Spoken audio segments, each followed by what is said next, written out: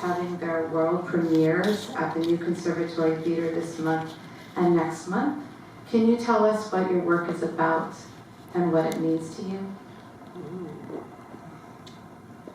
We've got our own. We have our own. Fancy. Okay. Thank you to technology. Yeah.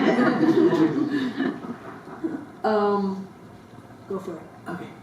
So the plot sort of my play is it's really about my grandmother, who was a singer and a dancer in the 30s and 40s, and she had a circle of friends who had also been in show business and traveled around with her. And in the summer, they would go to Provincetown.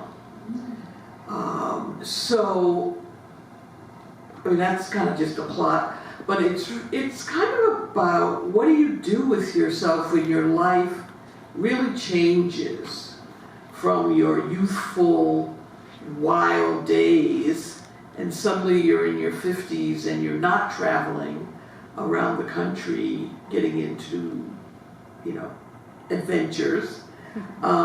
But you have this chosen family. And how do you maintain a chosen family? How important are friendships to you? And how honest can you be with yourself about who you are when you're no longer in a spotlight? And so that's kind of what it's about. Hello.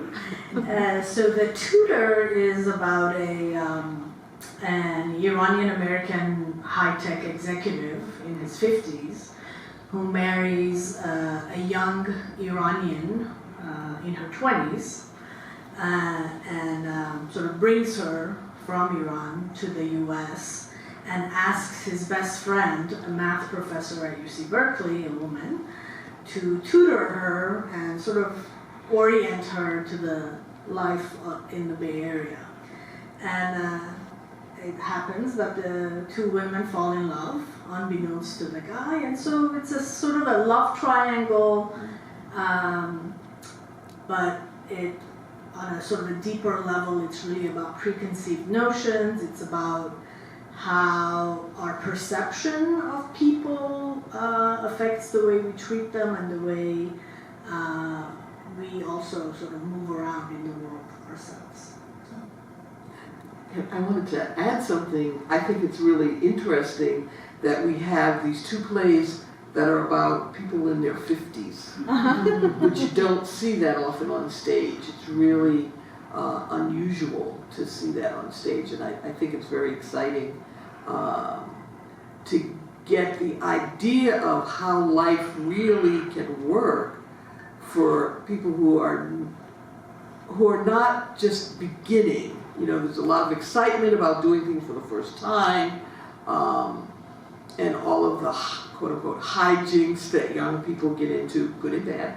But when you're in your 50s, people don't often write about or produce things which are about how you're still digging into your character, which I found interesting. And also, what does it mean when you fall in love for the first time, maybe in your 50s? Yeah. What is that like? Yeah. And, you kind of lose your mind. But